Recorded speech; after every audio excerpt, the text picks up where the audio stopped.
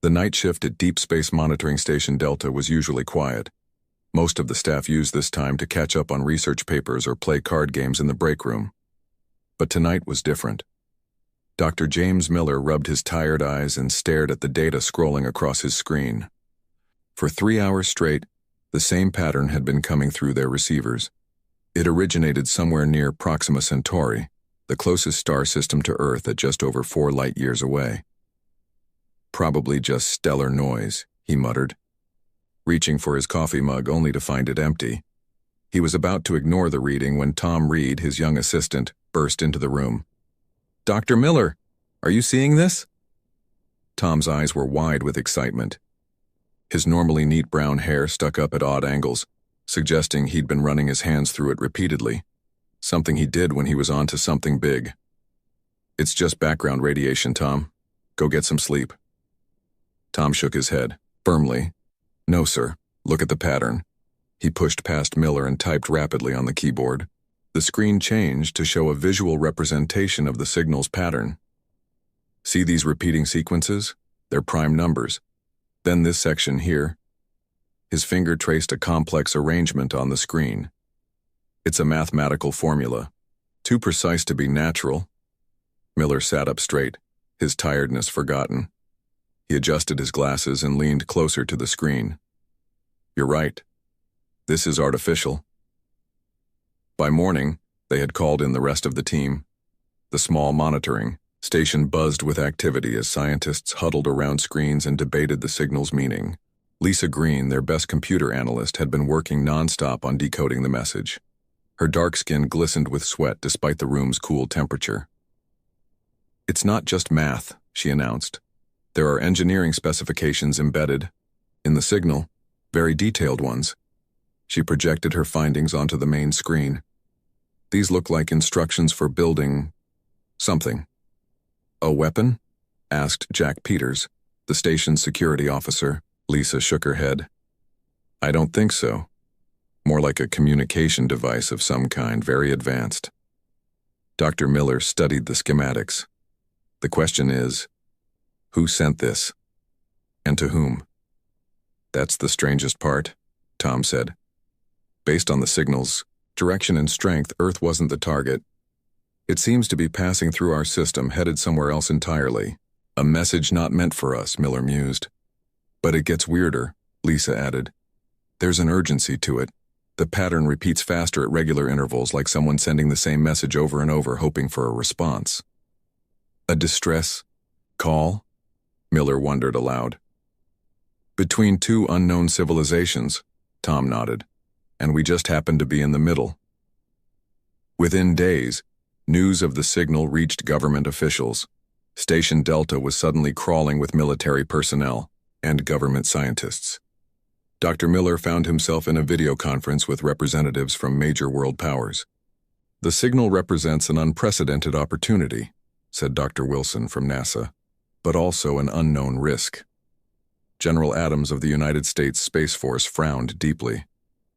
"We should monitor but not engage. If two alien civilizations are communicating, the last thing we want is to get caught in the middle of their affairs." "I agree," said the Chinese representative. "Observation only." Others nodded in agreement. One by one, the officials voiced their concerns about responding to a message not meant for humans. The risks were too great, they concluded. After the meeting, Tom found Dr. Miller standing alone in the observation dome, staring up at the stars. "They're afraid," Miller said without turning around. "Aren't you?" Tom asked, joining him. Miller smiled slightly. Terrified, but also curious. He pointed up at the night sky. "Somewhere out there, someone needs help. This could be how first contact happens. Not with grand announcements or invasion fleets, but with one civilization simply helping another. If we respond, we're breaking protocol. We could lose our jobs and/or worse. Sometimes the best introduction is lending a hand when it's needed," Miller replied. "What do you think that device is for?" Tom hesitated. "Based on the specifications, it's likely a quantum communication system. Far more advanced than anything we have, but the basic principles are recognizable. Could we build it?" "Maybe parts of it. Enough to establish contact, at least." Tom studied his mentor's face. "You're really considering this, aren't you?" Miller turned to face his young assistant.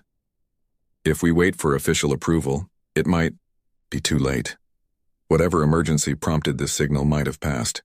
This is our chance to show whoever is out there that humanity is ready to join the galactic community." Tom was quiet for a long moment. Then he nodded. "I'll help you draft a response. Something simple, just to let them know we heard them." That night, while the military guards changed shifts, Dr. Miller and Tom snuck into the main transmission room.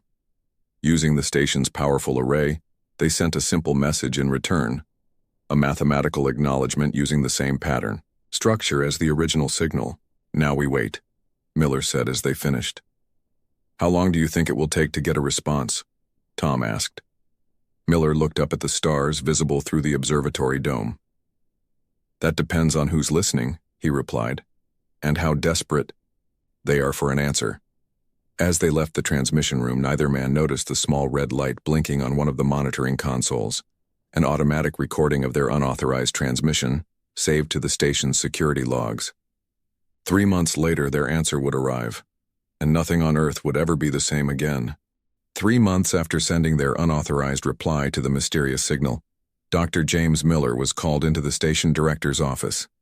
The moment he stepped inside, he knew something big had happened. The room was filled with important-looking people in suits and military uniforms. "Dr. Miller," said Director Brown, her face unusually pale, "we received a response." The room fell silent as Miller tried to process what she had said. "From the signal source?" A tall man in a general's uniform stepped forward. 3 hours ago, our receivers picked up a massive data burst aimed directly at Earth, specifically at this station.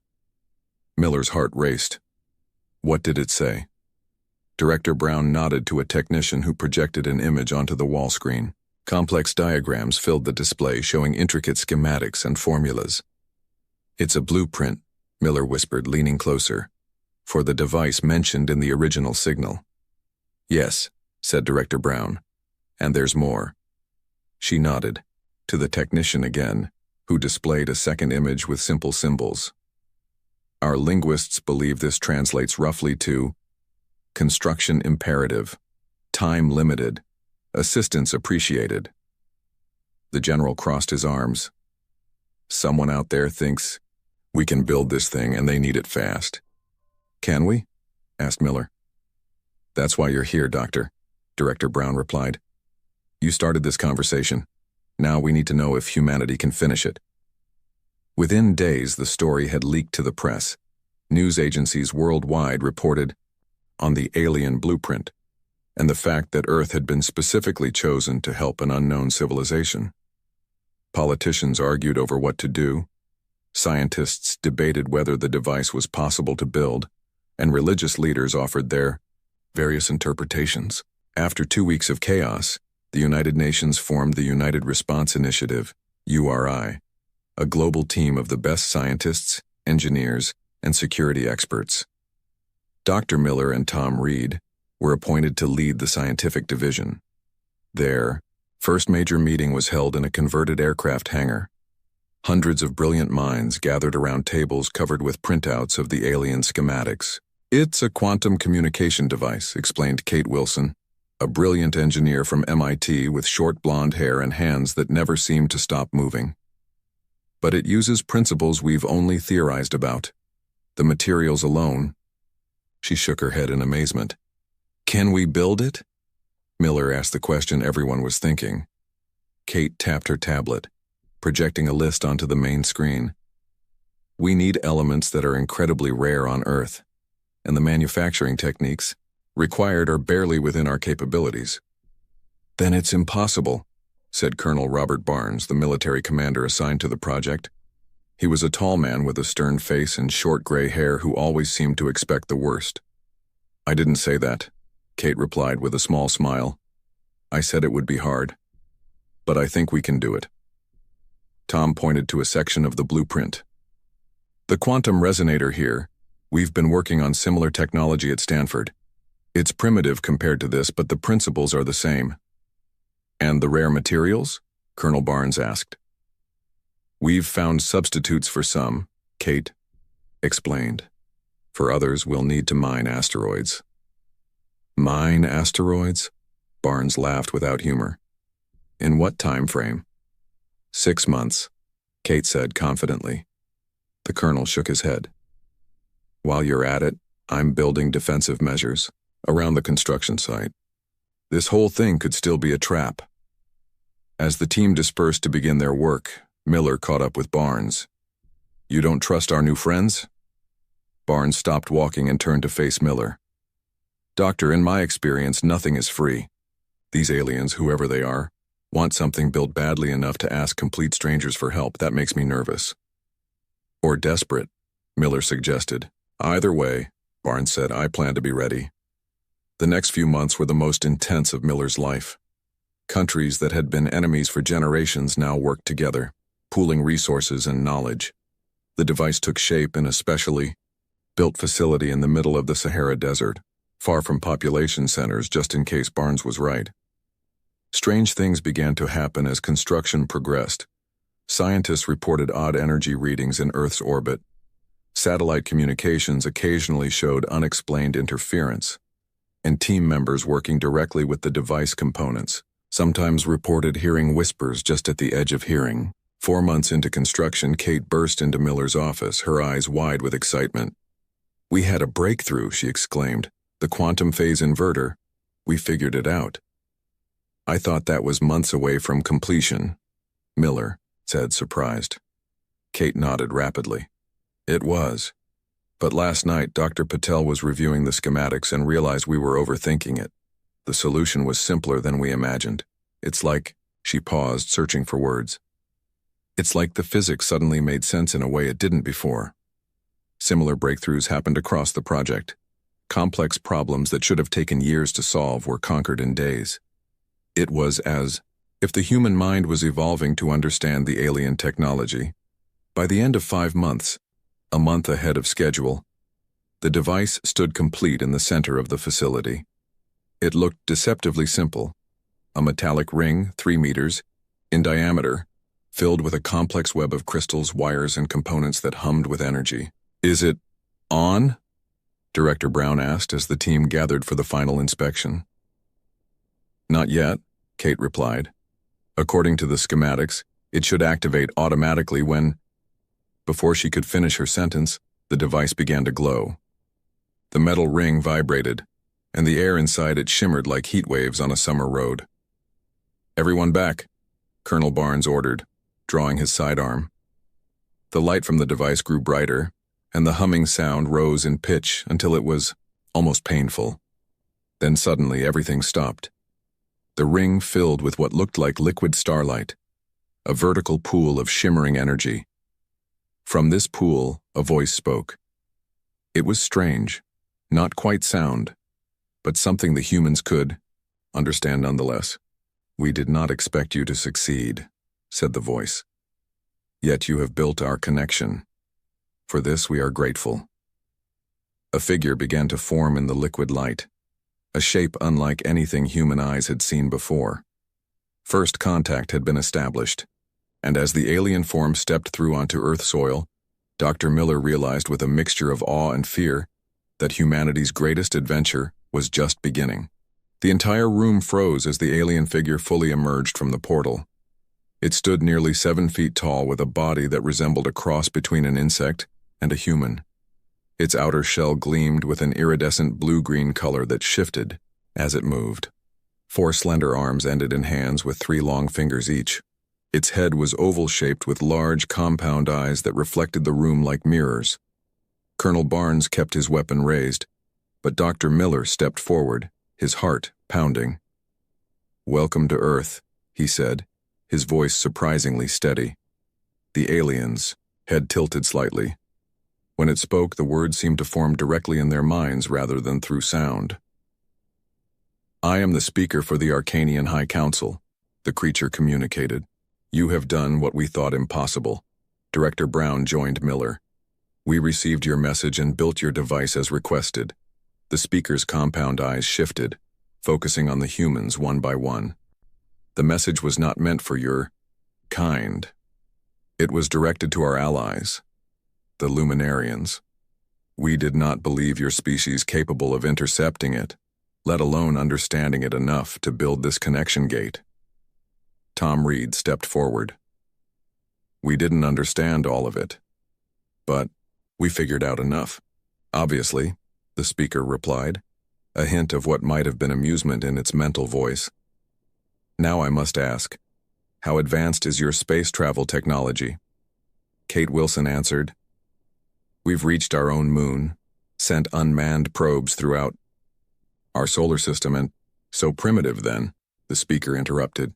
Its body language shifted, and even without understanding alien expressions, the humans could sense its disappointment. Why do you need to know about our space travel? Colonel Barnes asked, still not lowering his weapon. The speaker turned to face him directly. Because my civilization is running out of time, and we had hoped for rescue ships, not merely a communication link. Over the next hour, the speaker explained their situation. The Arcanians were an advanced civilization that had thrived for thousands of years in a star system, some 40 light-years from Earth. 6 months ago, they had detected the approach of entities they called the Void Harvesters, mysterious beings that traveled through space, consuming all technology above a certain advancement threshold. They're like cosmic filters, the speaker explained as holographic images projected from its body, showing massive crystalline ships that seemed to absorb everything around them. They allow primitive civilizations to exist but destroy any that reach a certain level of technological evolution. We have been running from them for months, hoping to reach the Luminarian Alliance for protection. And the signal we intercepted? Miller asked. A request for rescue ships to evacuate our remaining population, the speaker replied. The Luminarians have the capability to shield advanced technology from harvester detection. We had hoped they would send a fleet to our colony world where we've hidden our remaining people. Tom looked confused. But if the signal was aimed at the Luminarians, why did we receive it? The speaker's body stiffened. This is most concerning. The signal was precisely aimed using quantum entanglement. You should not have been able to detect it unless... The alien paused, its compound eyes flashing with new light. Unless the Luminarians have already fallen to the harvesters, and their quantum network has collapsed. A heavy silence fell over the room. So your allies aren't coming, Colonel Barnes stated flatly. It appears not, the speaker replied. And worse, by building this connection gate and responding to our signal, you have now revealed your location, to the harvesters as well. Barnes turned to Miller, his face red with anger. You've doomed us all with your curiosity. That was not my intention, Miller said quietly. Intentions matter little now, the speaker interjected. The harvesters will have detected the activation of this gate. They will come here next. Director Brown stepped forward, her face pale but determined. How long do we have? Based on their last known position and speed, approximately 3 of your Earth months, the speaker replied. And what do these harvesters do exactly when they find a civilization? Kate asked. The speaker projected another hologram, showing a planet surrounded by the crystal ships. Beams of energy stabbed down to the surface, which began to glow and then crack apart as its resources were extracted. They harvest all technology, energy sources, and useful materials.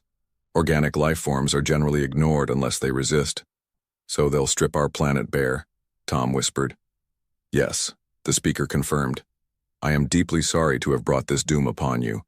Had we known humans would intercept and respond to our message, we would have directed it elsewhere. Miller looked around at the shocked faces of his colleagues, then back to the alien. Is there any way to stop them? The Arcanians have tried for generations, the speaker answered. Our weapons are useless against their shields. Our ships cannot outrun them forever. We had hoped the Luminarians might have discovered some defense, but now... The alien's mental voice trailed off. Then we'll have to find a way ourselves, Miller said firmly. Colonel Barnes laughed bitterly. With what? You heard the alien. Even their advanced civilization couldn't stop these harvesters. What chance do we have? The speaker studied Barnes, then Miller. Your determination is admirable but misplaced. Your technology level is far below that of the Arcanians. If we could not defeat them, You have no hope. Maybe that's our advantage, Kate said suddenly, her eyes lighting up with an idea. You said the harvesters ignore primitive technology, right? They only target civilizations above a certain threshold? Correct, the speaker confirmed. They seem programmed to eliminate competitors while allowing developing species to continue evolving. Then maybe, Kate continued, excitement growing in her voice, whatever, we're just primitive enough to have a chance. The speaker's head tilted again, studying Kate with new interest. Explain your reasoning. As Kate began outlining her wild theory, Dr. Miller felt something he hadn't expected. Hope. Perhaps humanity's relative technological inferiority might be their greatest asset in the face of this cosmic threat. And as the speaker listened to Kate's explanation, the alien's body language shifted subtly, suggesting what might have been the first flicker of respect for these strange, determined creatures who had answered a call never meant for them. Explain this theory again, Director Brown said, rubbing her temples. The emergency meeting had been going for 6 hours straight, and everyone was tired. Kate Wilson stood by the holographic display showing Earth's defense plans. The Void Harvesters target and destroy advanced technology, anything beyond a certain threshold, but they ignore primitive tech completely. She pointed to a diagram of old radio equipment. Our advantage is that we still use lots of analog technology alongside our digital systems. The speaker, who had been observing silently, moved forward. Your reasoning is sound but incomplete. The harvester's sensors are calibrated to detect quantum processing, artificial intelligence networks, and advanced energy signatures. Your most advanced systems will be targeted first. But not our older systems, Kate insisted. We could create a hybrid defense grid, Arcanian knowledge applied through human analog technology. Colonel Barnes, who had been skeptical of every plan so far, looked thoughtful for the first time. Like using a Stone Age spear with modern tactics, the enemy won't see it coming because they're looking for missiles, not sticks. The speaker's compound eyes flickered, the equivalent of a blink. An interesting analogy, but the implementation would be extremely difficult. You would need to manufacture defensive systems based on our designs but using your primitive methods. Can it be done? Miller asked. The speaker was silent for a long moment. Perhaps, but you have only 3 months. Even with my help, it seems impossible. Impossible for Arcanians, maybe, Tom Reed said with a small smile. But humans specialize in impossible. The next day, leaders from every major nation gathered at the United Nations. For the first time in history, an alien addressed the General Assembly. The speaker's message was broadcast to every corner of the globe. Earth was in danger, and all of humanity needed to work together to survive. By the end of the week, the largest cooperative effort in human history had begun.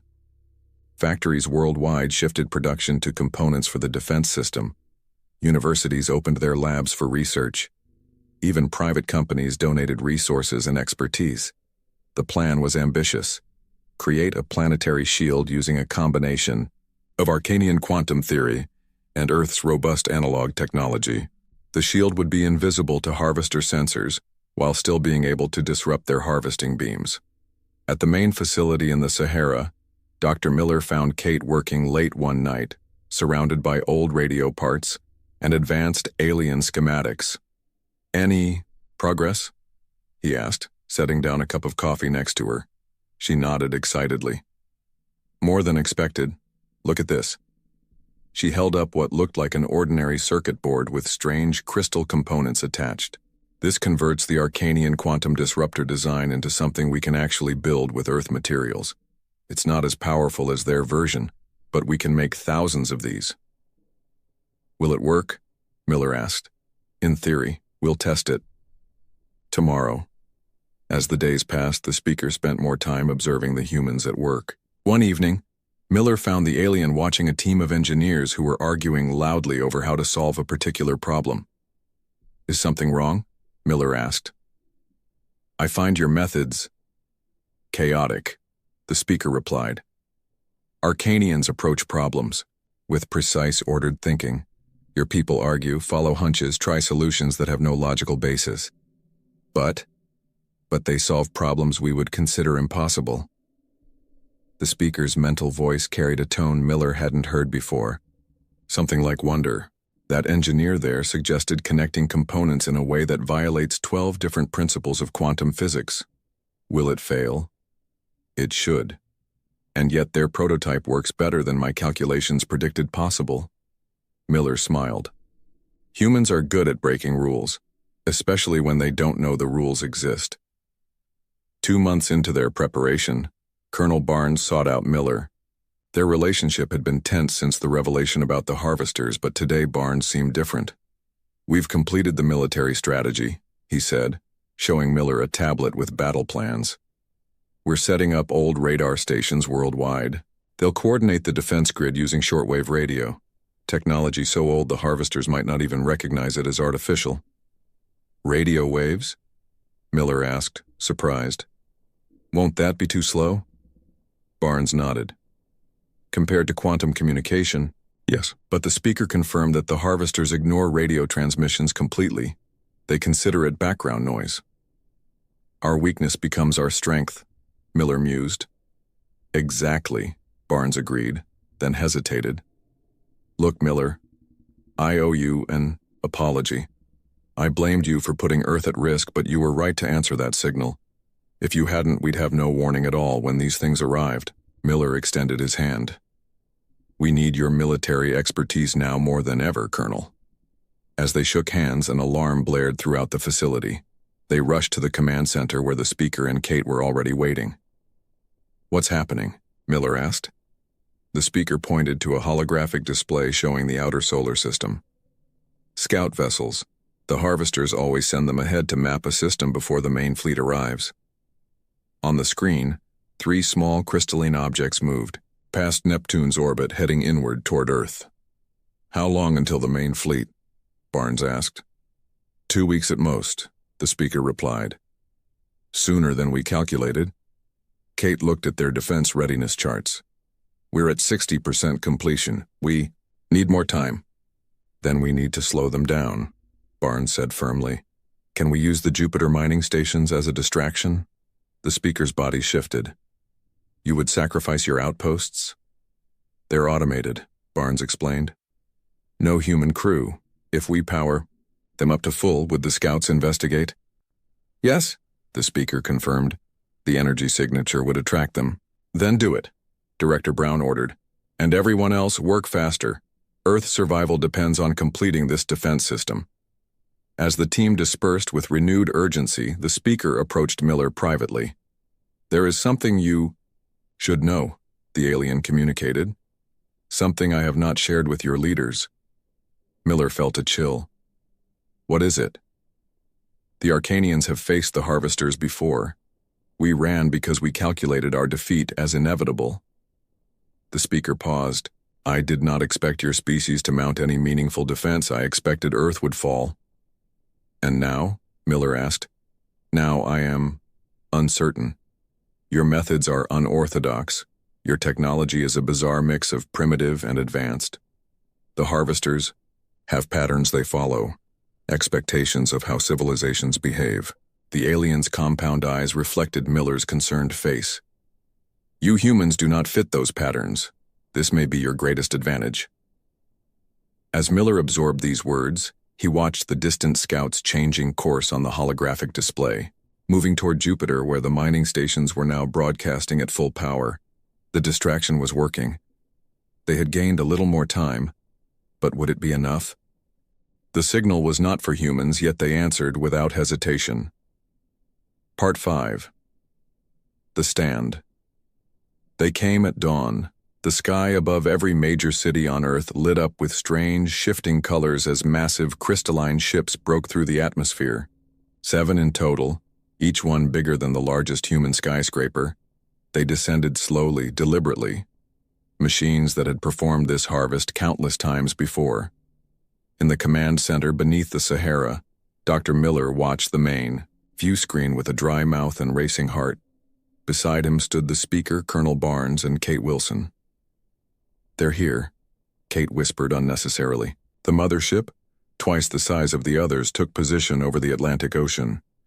Its crystal surface pulsed with inner light, scanning.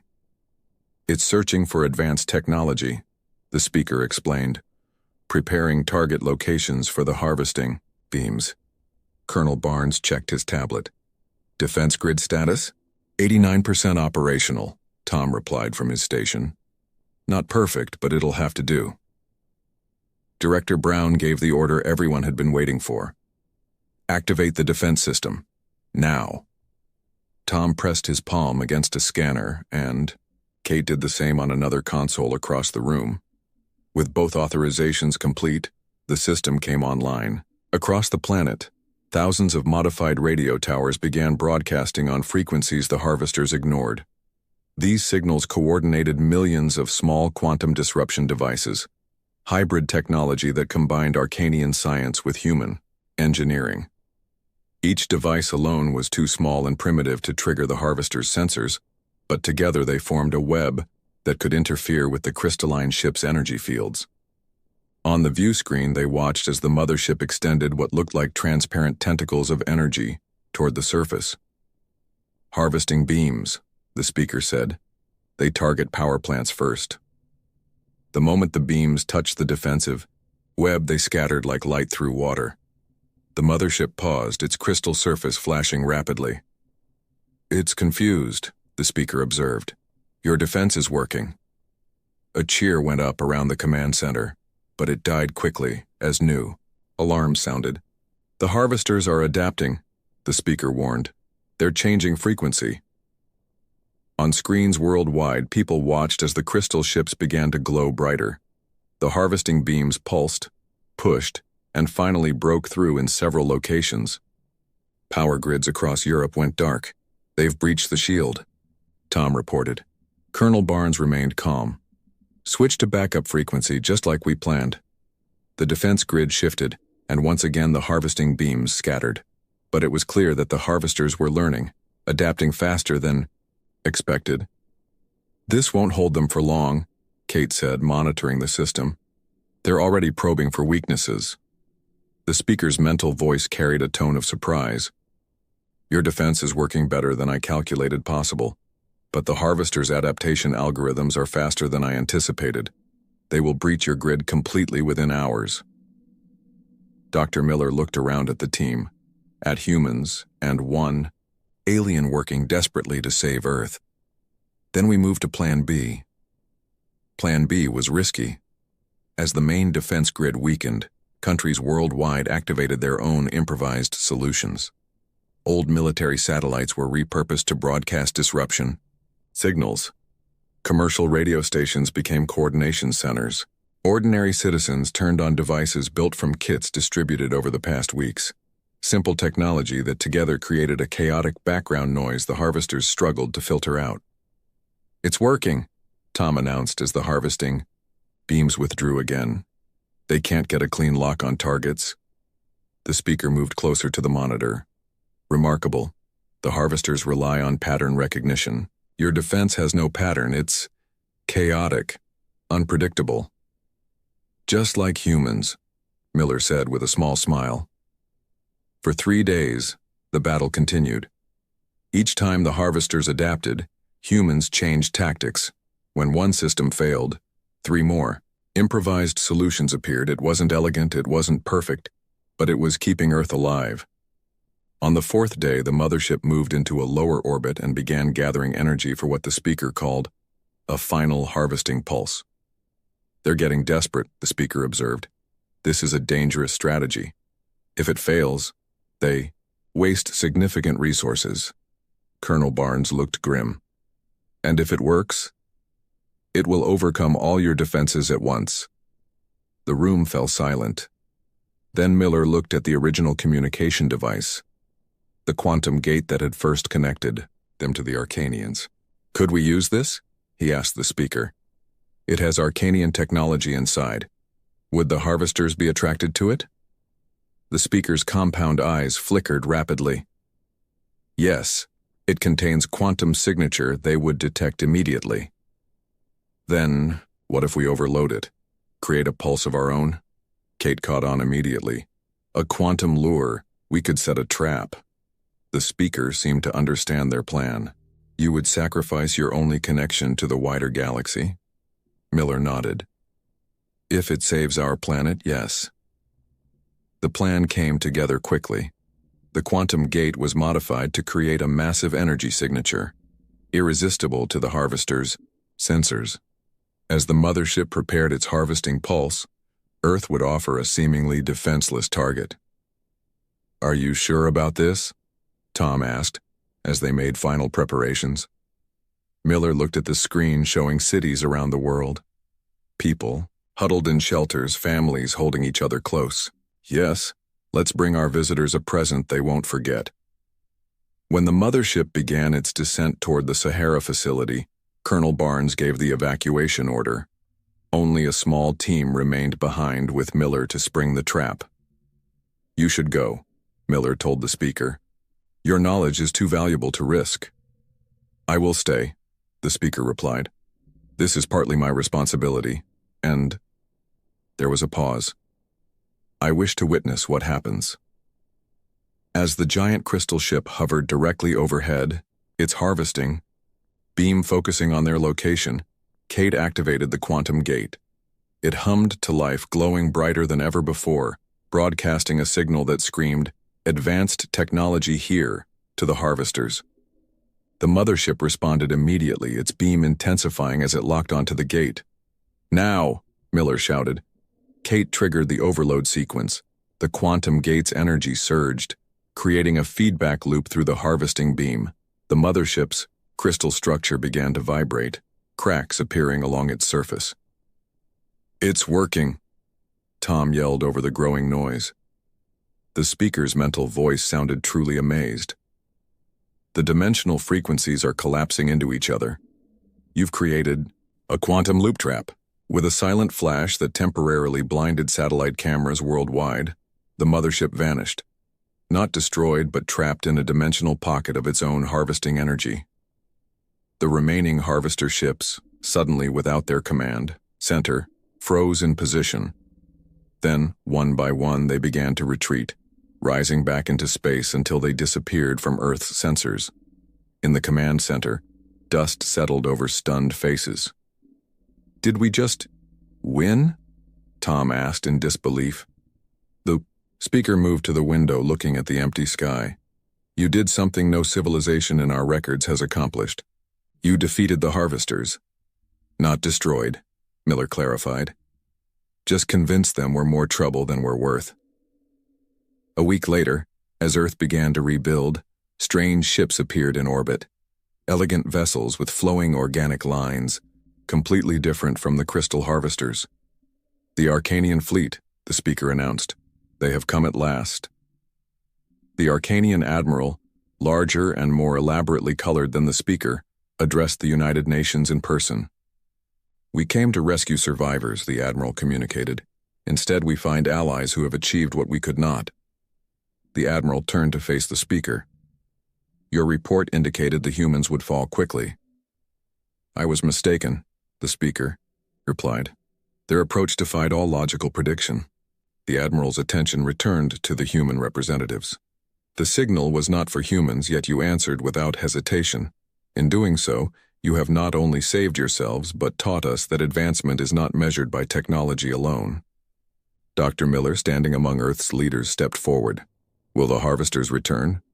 Eventually, the admiral answered honestly, but not soon. And when they do, the alien's mental voice carried what humans might recognize as respect. They will find Earth and Arcania standing together, combining your creativity with our knowledge.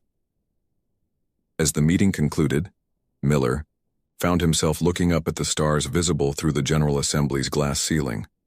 Somewhere out there, other civilizations continued their ancient patterns while humanity, newcomers to the galactic community, had already broken the rules of what was possible. All because they answered a call never meant for them. The alarm blared through Earth Defense Headquarters at exactly 3:27 a.m. Earth Standard Time. Admiral James Wilson had been asleep for barely 2 hours when his comm unit flashed red. He was fully awake in seconds, years of military training kicking, "And what's the situation?" he asked, his voice clear despite the early hour.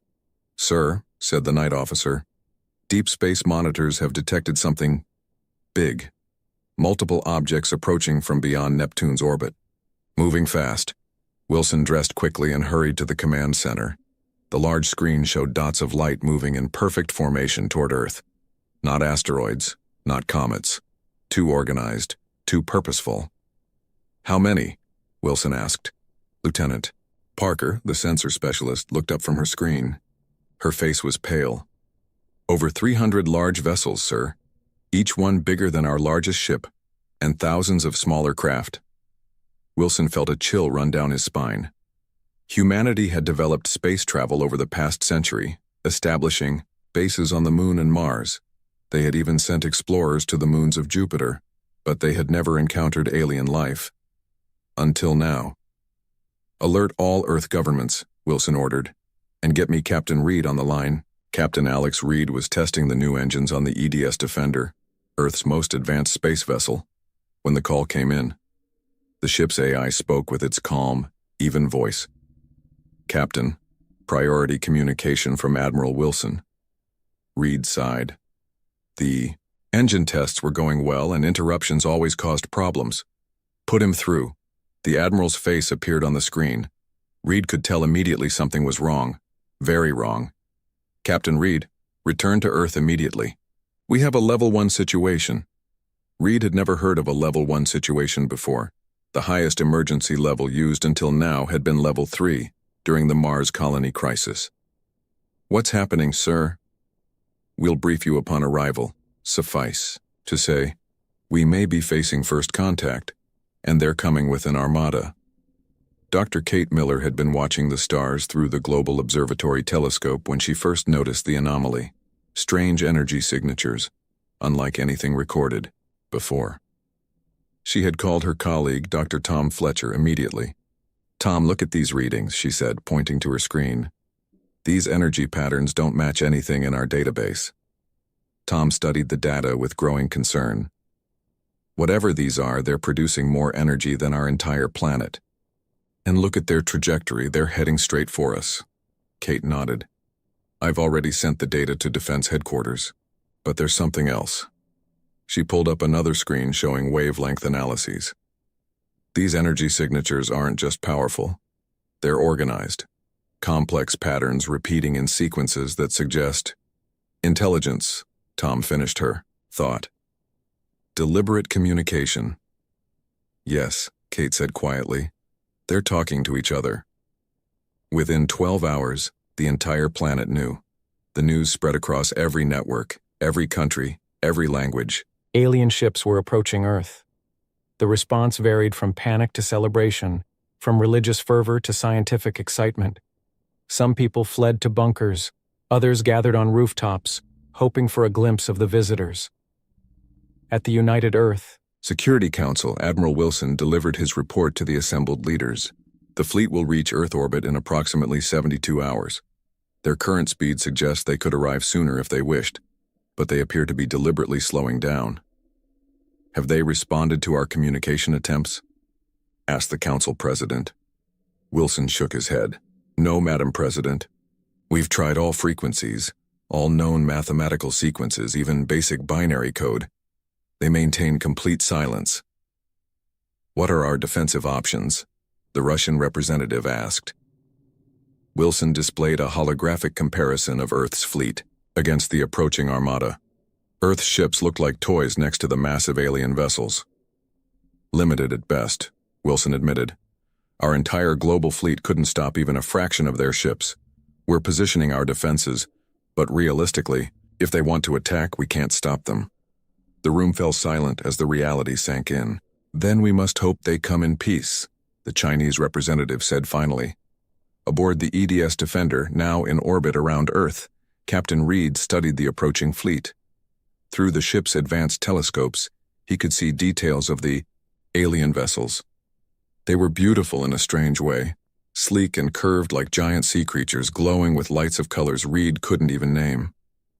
"Any change in their approach vector?" Reed asked his navigator, Officer Mike Bell. "No, Captain, they're maintaining course directly to Earth. Current estimate puts them in orbit in 68 hours. Reed nodded. The waiting was the hardest part. He'd rather face a known danger than sit idle while an unknown threat approached. His communications officer turned suddenly. "Captain, we're receiving a transmission from Earth. It's Dr. Miller from the Global Observatory." Kate's face appeared, on screen. She looked like she hadn't slept in days. "Captain Reed, we've been analyzing the energy signatures from the alien fleet, and we've discovered something important." "Go ahead, Doctor." "Their ships are powered by something similar to our theoretical warp drives, but far more advanced. The energy output suggests they could have reached Earth days ago if they wanted to. They're deliberately taking their time." Reed considered this. "They want us to see them coming. They're making a show of force." "Perhaps," Kate agreed. "But there's more. We've detected energy surges between their ships consistent with massive data transfers. They're communicating constantly, sharing huge amounts of information." "About us?" Reed asked. "Possibly. But here's the strange part. Some of the data patterns match astronomical records from billions of years ago. It's as if they're comparing notes about Earth's entire history." Reed felt unease growing in his stomach. Why would advanced aliens care about Earth's ancient past? "One more thing, Captain," Kate continued. "The leading ship is different from the others. Much older, based on the energy signature, and it's giving off readings that match certain artifacts we've discovered in deep archaeological sites.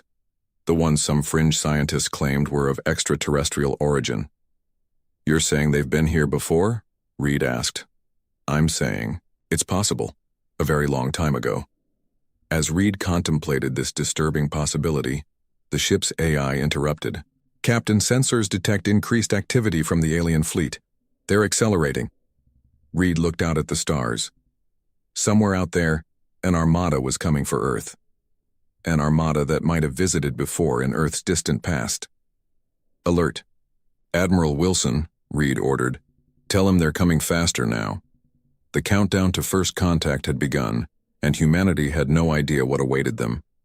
The alien armada arrived sooner than expected. One moment, Earth's skies were normal. The next, massive shadows darkened cities across the globe as hundreds of enormous ships slid into orbit. The largest ship, at least 5 miles long, positioned, itself directly above the United Nations headquarters in New York. Despite their sudden arrival, the aliens made no aggressive moves. They simply hung in the sky, silent and waiting. Captain Reed stood on the bridge of the EDS Defender, watching the alien vessels through the view screen. The closest ship dwarfed his vessel like a whale next to a minnow. "Any weapon signatures?" Reed asked his tactical officer. "None that we can detect, Captain, but their hulls are blocking most of our scans. They could have entire arsenals in there and we wouldn't know." Admiral Wilson's voice came through the comm system. "Captain, Reed, we're gathering an emergency meeting at UN headquarters. The aliens have finally sent a message. They want to talk." The meeting room at the UN was packed with world leaders, military officers, and scientists. Dr. Miller and Dr. Fletcher sat near the back, their equipment ready to analyze any communications. Captain Reed stood with Admiral Wilson near the main screen. The President of the United Earth Council stepped forward. "Are we ready to receive their transmission?" A tech nodded. "Yes, Madam President, channel open." The large screen at the front of the room flickered, then filled with an image that made several people gasp. The alien had a humanoid shape. 2 arms, 2 legs, 1 head. But that's where the similarities ended.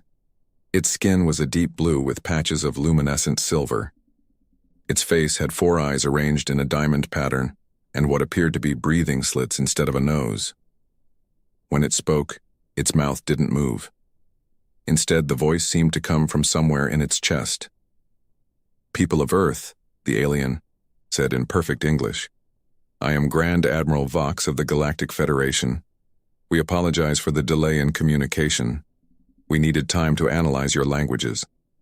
The room was silent, everyone too stunned to speak.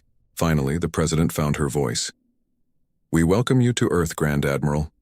May I ask why you have come with such a large fleet?" The alien's upper eyes blinked slowly. I regret that our purpose is not one you will welcome. We have come to delete Earth. Murmurs of shock and fear spread through the room. Delete? What do you mean by delete? The president asked, her voice shaking slightly. Your planet's existence is an administrative error, Vox explained, his tone matter of fact. According to the Cosmic Registry, Earth was scheduled for deletion 65 million years ago. A clerical oversight allowed your planet to continue existing when it should have been removed. Dr. Fletcher whispered to Dr. Miller, 65 million years. That's when the dinosaurs were wiped out. We are simply here to complete the process, Vox continued. The deletion will be quick and painless. All life forms will be transferred to the universal consciousness before planetary disintegration. Admiral Wilson stepped forward. And if we refuse to be deleted? The alien's silver patches pulsed softly. Refusal is not an option. The Cosmic Registry's decisions are final. We are merely the executors. Back aboard the EDS Defender, Captain Reed paced the bridge. The meeting had ended in chaos, with Earth's leaders desperately trying to negotiate while the alien admiral remained unmoved. Reed had been ordered to prepare for a possible defensive strike, even though everyone knew it would be futile. Captain, his communications officer called. We're being hailed by one of the alien ships, not the flagship. Reed frowned. Put it through. A different alien appeared on screen. This one had darker blue skin with gold markings around its eyes. Captain Reed, I am Commander Trell, second in command of this fleet. I wish to speak with you privately. Reed hesitated, then nodded. My ready room. Now. In his private office, Reed faced the alien on screen. What do you want, Commander? Not all of us agree with this deletion order, Trell said, voice low. Some of us believe the registry's records may be incomplete. Reed leaned forward. Go on. The registry's decision to delete Earth was based on an assessment made millions of your years ago. It did not account for the rise of human civilization. You're saying we might have a chance to appeal? Trell's four eyes blinked in sequence. Perhaps. But Grand Admiral Vox follows orders without question. He will not delay the deletion without direct instructions from higher authorities. How do we reach these higher authorities? You don't, Trell said. But I might help you access the registry archives aboard our flagship. If you can find evidence that the deletion order should be reviewed, it would trigger an automatic stay of execution. Reed considered the offer. It could be a trap. But what choice did they have? What do you need from me? Reed asked. I will arrange for you and a small team to be granted access to our ship. Bring your scientists, especially the ones who discovered our energy signatures. Dr. Miller couldn't believe she was about to board an alien spacecraft. She stood with Dr. Fletcher and Captain Reed in the Defender's airlock waiting for transport. Why would this Commander Trell help us? Fletcher asked nervously. Reed checked his hidden communicator. He claims some of the aliens have been studying Earth for decades. They've become attached to our planet. Alien admirers, Miller said with a slight smile. Never thought that would be our hope for survival. A soft hum filled the airlock, and the three humans found themselves enveloped in golden light. When the light faded, they were standing in a vast chamber with curved walls that seemed to shift colors slowly. Commander Trell stood before them, taller than any human. Welcome aboard, Trell said. We must move quickly. Grand Admiral Vox has scheduled the deletion to begin in 72 Earth hours. 3 days to save the world, Fletcher whispered. Trell led them through corridors that seemed to breathe and pulse with light. Other aliens they passed stared at the humans with varying expressions, some curious, others hostile. The archives are in the central core, Trell explained. I can grant you access, but you must search for yourselves. If I were to directly help you find information against the deletion order, I would be committing treason. They entered a massive spherical room filled with floating symbols and images that moved and rearranged themselves constantly. This is the Knowledge Center, Trell said. It contains copies of the registry's records for this sector of the galaxy. The interface responds to thought. Simply focus on what you seek. Dr. Miller stepped forward, amazed. We need to find Earth's deletion order. The original reasoning. Symbols swirled around her and rearranged themselves. Images of ancient Earth appeared, oceans teeming with life, giant reptiles walking the land. A document materialized before them, written in alien, symbols that somehow translated themselves in the humans' minds. Deletion Order 7829B, Miller read aloud. Planet designation, Earth. Reason for deletion. She gasped. What is it? Reed asked urgently. Miller looked up at her companions, her face pale. It says Earth was scheduled for deletion because we were an experiment that was no longer needed. An experiment created by beings even more powerful than the Galactic Federation. Trell's body stiffened. This is more serious than I thought. We need to find out what experiment they mean, and why it might still be relevant today. The clock was ticking. Somewhere above them, Grand Admiral Vox was preparing to erase Earth from existence. Back on Earth, chaos reigned. The news of the deletion order had leaked to the public. Some people rioted in the streets. Others gathered in churches, temples, and mosques to pray. Many families simply huddled together at home, watching the massive ships through their windows. In the United Nations Emergency Chamber, Admiral Wilson addressed the assembled world leaders. We have 70 hours until the aliens begin their deletion process, he said grimly. Our military options are limited. Their technology is far beyond ours. So we surrender? We just accept extinction? The Russian president pounded his fist on the table. No, Wilson replied. Captain Reed and a small team are aboard the alien flagship now, looking for a loophole, a way to appeal this deletion order. And if they fail? Asked the Chinese premier. Wilson's face hardened. Then we fight anyway. We show these aliens that humans don't go quietly. The room fell silent as the monitors displayed Earth's combined military forces, every ship, plane, and weapon on the planet, compared to the alien armada. It wasn't even close. There might be another option, said a quiet voice from the back. Everyone turned to see Professor Jack Howard, Earth's leading expert on communication theory. The aliens mentioned a cosmic registry that makes these decisions, Howard continued. Perhaps we can appeal directly to them, show them what they'd be losing by deleting Earth. How? Wilson asked. We gather everything that makes humanity special, our art, music, literature, scientific discoveries. We broadcast it all on every frequency in every direction. We show the universe what we're worth. The Brazilian president nodded slowly. A cosmic plea for mercy. It's worth trying. While Captain Reed searches for a legal loophole, Wilson agreed, we'll prepare humanity's case for existence. Aboard, the alien flagship Reed, Miller, and Fletcher were still in the Knowledge Center, surrounded by swirling data about Earth's history. Commander Trell stood guard at the entrance, occasionally checking for approaching officers. Look at this, Miller said, pointing to a holographic display. According to their records, Earth wasn't just any experiment. It was a diversity incubator, a planet specifically designed to evolve many different types of life. Fletcher adjusted his glasses as he studied another section of data. The beings that created Earth, they're called the Seeders here. They apparently did this with many planets, but most were shut down after they reached a certain stage. Reed frowned. Why? It doesn't say exactly, Fletcher replied. But there's something about dangerous potential and unpredictable outcomes. Miller's eyes widened as a new set of data appeared before her.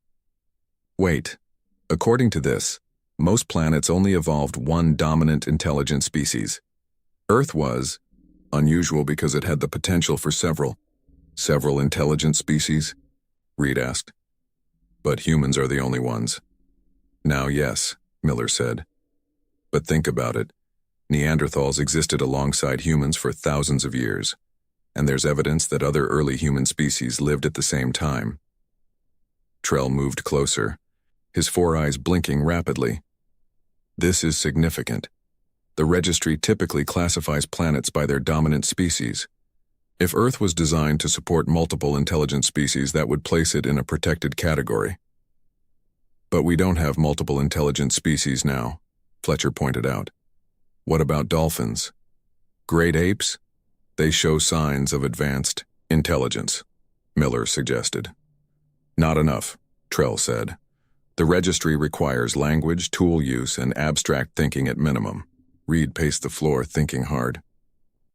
What if we could prove humans themselves represent diversity? That we're not just one monolithic species, but incredibly varied in our cultures, languages, and ways of thinking? Trell considered this. It's not a standard classification, but it might trigger a review. We need more data about human diversity. On the EDS Defender, Officer Mike Bell received an encrypted message from Captain Reed. The captain needed data, massive amounts of data about human cultural and genetic diversity, examples of different languages, art forms, problem-solving, approaches. Bell turned to the communications officer. Contact Earth. Tell them to send everything they can about what makes humans different from each other, but also what unites us, and tell them to hurry. All across Earth, people worked frantically. To compile humanity's case for survival, museums digitized their collections. Libraries sent their most important works. Scientists contributed research showing human genetic diversity. Linguists submitted examples of Earth's 7,000 languages. At the Global Observatory, a team worked to boost Earth's transmission capacity, building enormous new antennas to send all this data to the alien fleet. Admiral Wilson supervised the military's contribution, not weapons, but evidence of human courage, sacrifice, and honor from throughout history. Stories of soldiers who died saving others, of enemies who became friends, of people who stood up against impossible odds. Will it be enough? Asked his aide. Wilson watched as the data streamed toward the alien ships. It has to be. In his command chamber, Grand Admiral Vox received a report from his security officer. The humans are broadcasting massive data transmissions to our fleet, the officer said. Ignore them, Vox replied. Their pleas are irrelevant. The registry's decision is final. Sir, there's something else. Commander Trell has granted 3 humans access to the Knowledge Center. Vox's luminescent patches flared bright silver, a sign of anger in his species. Bring them to me immediately, all 4 of them. Reed, Miller, and Fletcher worked frantically in the Knowledge Center, feeding human diversity data into the alien system, searching for anything that might trigger a review of the deletion order. Look at this, Fletcher said suddenly. There's a subsection about unique evolutionary traits. If a species shows abilities not seen elsewhere in the galaxy, they can be classified as an exceptional development case. What abilities would qualify? Reed asked. Miller was scanning through the criteria. Unusual adaptability, accelerated cultural evolution, unique problem-solving approaches. That's us, Fletcher exclaimed. Humans went from basic tools to space travel in an evolutionary blink of an eye. Our rate of technological development is exponential compared to most species. Reed felt a flicker of hope. Can we use that to trigger a review? Before Trell could answer, the doors to the Knowledge Center slid open. 6 alien guards entered, weapons ready. Commander Trell, the lead guard announced. You and the humans are ordered to appear before Grand Admiral Vox. Immediately. Trell's body stiffened. On what charge? Interference with a registry deletion order. The penalty is severe, Commander. As they were led away, Reed whispered to Miller and Fletcher, keep looking for that loophole. This isn't over yet. The time, left until Earth's scheduled deletion, had dropped to 54 hours. Grand Admiral Vox's command chamber was vast and dimly lit. The walls seemed to shift and move, displaying star systems and galaxies that floated by like silent ghosts. Vox himself sat on a raised platform, his blue skin almost black in the low light, silver patches pulsing slowly. Captain Reed, Dr. Miller, Dr. Fletcher, and Commander Trell stood before him, surrounded by guards. Commander Trell, Vox's voice resonated from his chest. You have violated direct orders. Helping these humans search for exemptions is forbidden. Trell stood tall, All four eyes focused on his superior. Admiral, I believe the deletion order contains irregularities that require review. The registry does not make mistakes, Vox replied coldly. With respect, sir, Reed interrupted. We've found evidence that Earth was designed as a diversity incubator. According to your own records, such planets have special protection. Vox's upper eyes narrowed. Even if that were true, your planet failed its purpose. You have only one intelligent species, not multiple as required. That's not entirely accurate. Dr. Miller stepped forward. Humans represent diversity within a single species that may be unique in the galaxy. We have thousands of cultures, languages, belief systems, and problem-solving approaches. Irrelevant. Vox dismissed her with a wave. The criteria are specific. Dr. Fletcher, who had been quietly studying the moving images on the walls, suddenly spoke. What about Section 7, Paragraph 9 of the Registry Code? The room fell silent. Even the guards turned to look at the human scientist. What did you say? Vox asked, his voice softer but somehow more dangerous. I saw it in the Knowledge Center, Fletcher continued, heart racing but voice steady. Section 7, Paragraph 9 states that any species demonstrating exceptional evolutionary traits qualifies for automatic review before deletion. Vox rose from his seat, towering over the humans. You read the registry code? That information is restricted. The Knowledge Center translated it for us, Reed explained. And according to that code, humans qualify for review. Our rate of technological and cultural development is extraordinarily fast compared to galactic standards. Commander Trell nodded. It's true, Admiral. In just a few thousand years, humans went from stone tools to space exploration. The registry classifies such development as exceptional. Vox's silver patches flashed rapidly, a sign of agitation. This changes nothing. The deletion will proceed as scheduled. Then you'll be violating the registry's own laws, Reed challenged. Before Vox could respond, a junior officer rushed into the chamber. Admiral, urgent message from Central Command. The registry has detected an unusual data surge from Earth. They're requesting information. Vox froze. The registry itself was taking notice. This was unexpected.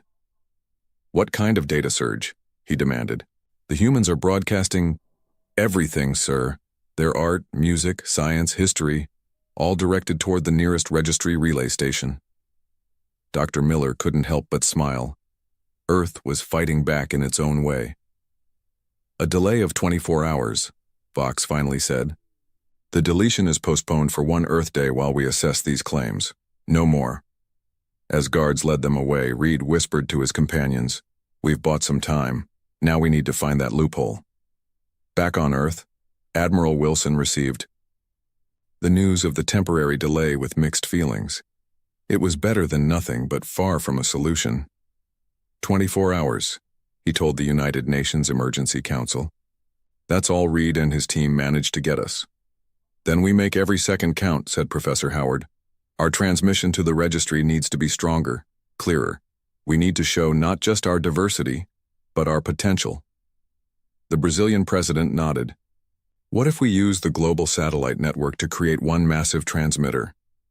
Possible, said the Chinese premier, but it would overload most of our systems. Do it anyway, Wilson ordered. Better to burn out our satellites than lose the whole planet. On the alien flagship, Reed and his team were confined to guest quarters, luxurious but clearly a prison. Commander Trell had been taken elsewhere, presumably to face discipline. Fletcher, Reed said quietly, what exactly did you see in that registry code? Was there really a Section 7, Paragraph 9? Fletcher smiled. Not that I know of. But I noticed, Vox and the other aliens have a near religious reverence for the registry. I gambled that he wouldn't admit to not knowing a section of their sacred code. Miller laughed softly. Brilliant bluff. But we still need to find a real loophole. Reed paced the room thinking. Trell mentioned that unique problem-solving might qualify us as exceptional. What's more unique than bluffing a superior alien race? That's it, Miller said suddenly. Human creativity. Our ability to imagine things that don't exist yet. What if that's our unique trait? Fletcher nodded excitedly. Most advanced species in their records probably evolved through logical, predictable patterns. But humans make intuitive leaps, create art, tell stories. We need to prove it, Reed said. And we need to get message to Earth about what to focus on in their transmission. Miller examined the room carefully. These aliens use thought-responsive technology. Maybe we can... She closed her eyes and concentrated on the wall, imagining it becoming transparent. Nothing happened. Then she tried picturing a communication panel. Slowly, a section of the wall began to glow. It worked, she whispered. Reed stepped forward. Now we just need to reach the defender without alerting the aliens. Officer Mike Bell was monitoring communications when a strange signal came through, weak and distorted, but definitely from Captain Reed. The message was brief, but clear. Focus transmission on human creativity. Imagination is the key. All art, fiction, music, theoretical science, anything that shows we can envision what doesn't exist yet. Bell immediately relayed the message to Admiral Wilson, who ordered a change in the content being broadcast to the registry. Every novel, painting, song and scientific theory humanity had ever produced began flowing into space. In his chamber, Grand Admiral Vox received increasingly concerned reports. The registry had never seen a species respond like this. The data surge from Earth had increased tenfold, and now it contained something the aliens found difficult to categorize: fiction. Stories about things that never happened, art depicting scenes that didn't exist, music expressing emotions in abstract form. Sir, his science officer reported, we've analyzed human creative output. They spend significant resources creating and consuming imaginary scenarios. It appears to be central to their development. What purpose does this serve? Vox demanded. Unknown, sir, but their technological innovations often appear in their fiction before becoming reality. They imagine things before building them. For the first time in his long career, Vox felt uncertain. This was not in the protocols. The registry valued logic, order, predictability. Human imagination was chaotic, boundless. Sir, another officer interrupted. The registry has sent a preliminary response. They're ordering a full review of Earth's status. Vox's four eyes widened in shock. A full review hadn't been granted to any planet in over 10 million years. Meanwhile, Reed and his team continued sending secret messages to Earth, guiding humanity's case for survival. The clock was still ticking, but now there was real hope. They had found their loophole. Earth had 48 hours to prove its imagination was worth preserving. The final hours before the registry's decision were the longest in human history. Every person on Earth knew that by this time tomorrow, their planet would either be safe or completely gone.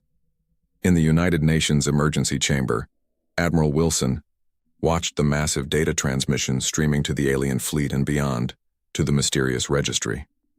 Scientists, artists, writers, and musicians from around the world had contributed their best works, humanity's testament to its own worth.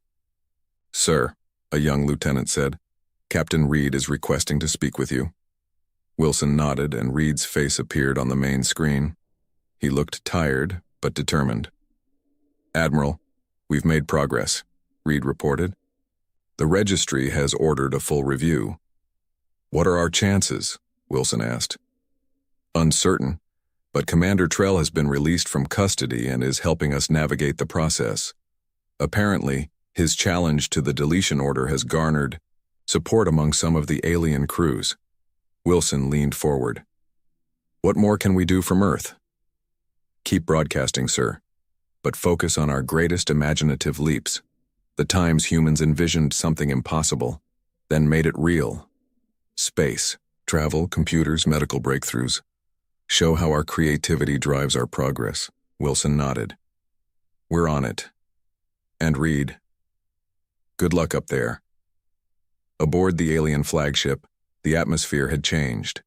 Many crew members now openly watched the human broadcasts, fascinated by Earth's creative output.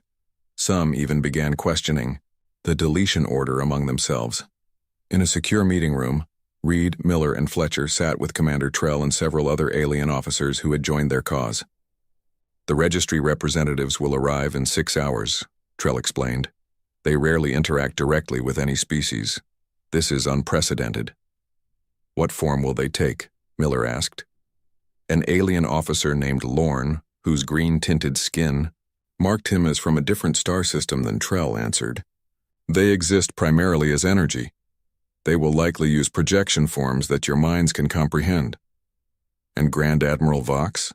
Reed asked. "Where does he stand now?" "Unchanged," Trell said grimly. "He believes the registry will confirm the deletion order. He is preparing the fleet to carry out the procedure immediately after the decision." Fletcher looked troubled. "Even with all we've shown them, we could still lose everything." "There is one more option," Lorne said quietly. "The trial of value." All the aliens in the room stared at him in shock. "What's the trial of value?" Reed asked. Trell's 4 eyes blinked rapidly. An ancient protocol almost never invoked. If a species facing deletion can prove its unique value to the cosmos through direct demonstration, the registry must grant protection. "Direct demonstration, what does that mean?" Miller asked. "You would need to solve a problem that no other species in the registry has solved," Lorne explained. "Something that proves your creative approach has value to the entire universe." Reed straightened. "We'll take it. Whatever the challenge, humans work best under pressure." On Earth, preparations for the trial of value threw the planet into a frenzy of activity. The greatest minds in every field stood ready to tackle whatever problem the registry might present. Admiral Wilson addressed them from the UN headquarters. "We don't know what challenge we'll face. It could be scientific, philosophical, artistic, or something we can't even imagine. But I know this: somewhere among us is the person or people who can solve it." The Brazilian president stepped forward. "For the first time in history, all nations stand as one. There are no enemies today, only fellow humans fighting for our right to exist." A hush fell over the room as a transmission from the alien flagship appeared on screen. Captain Reed stood beside Commander Trell and several other aliens. "The registry representatives have arrived," Reed announced. "They've approved the trial of value. The challenge will be transmitted to Earth in 10 minutes. The next 10 minutes were the longest of Admiral Wilson's life. When the transmission finally came through, it wasn't what anyone expected. Instead of a message, a strange object materialized in the center of the UN chamber. A cube that seemed to shift and change, with symbols flowing across its surface in patterns too complex to follow. "This is the cosmic puzzle," Trell's voice explained over the transmission.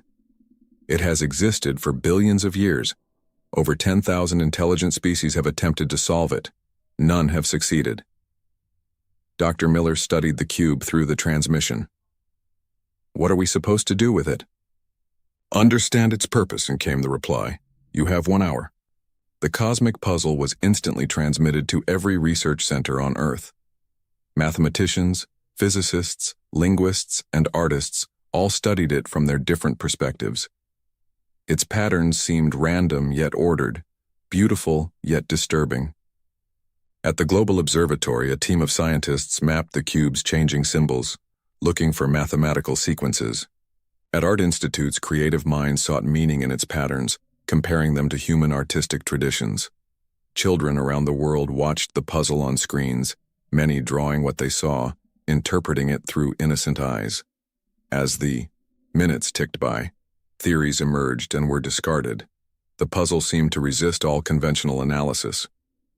With 15 minutes remaining, a message came from an unexpected source: a classroom in a small town where a teacher had shown the puzzle to her students.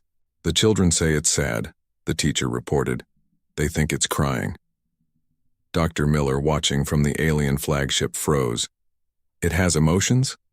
She turned to Commander Trell. "Is the puzzle alive? Is it sentient?" Trell's body stiffened. "That is not a question any species has asked before." Reed caught on immediately. "It's not a puzzle to be solved. It's a being to be understood." With 10 minutes left, Dr. Miller directed a new approach. Ask it what it wants. Don't try to solve it. Communicate with it. Around the world, people stopped trying to decode the cube and instead began treating it as a living entity. Musicians played to it, poets read to it, children spoke to it. In the final minute, the cube's patterns began to harmonize with the music being played, its colors matching the emotions in the poetry being read. And then, just as the time expired, the cube unfolded like a flower blooming, revealing a core of pure light that spread throughout the room. On the alien flagship, the registry representatives, beings of pure energy contained in crystalline vessels, pulsed with surprised recognition. "The puzzle has awakened," one announced, its voice echoing strangely. "In all our existence, no species has recognized its sentience. They all treated it as an object to be conquered, not a being to be understood." Grand Admiral Vox stood in stunned silence as the registry representatives continued. The human's instinct to connect, to empathize even with an alien puzzle. This is indeed a unique trait worthy of preservation. The deletion order is rescinded. Earth is now classified as a protected creative reserve. Cheers erupted from Earth as the news spread. Humanity had passed the test. Commander Trell approached Captain Reed, Dr. Miller, and Dr. Fletcher. "You have done the impossible. Your planet is safe now." "What happens next?" Reed asked. "The Armada will depart," Trell explained. "But some of us will stay as ambassadors. The registry is curious about humanity now. Your species has much to teach the galaxy about imagination and empathy." As the alien ships began to leave Earth's orbit one by one, Admiral Wilson raised a toast at the United Nations to humanity's imagination, the power that saved our world. Around the planet, people celebrated not just their survival but the dawn of a new era. Earth was no longer alone in the cosmos, and the deletion that should have happened millions of years ago had finally been erased from the schedule, permanently. The experiment called humanity would continue, now recognized across the stars for what made it special: the ability to imagine, create, and connect.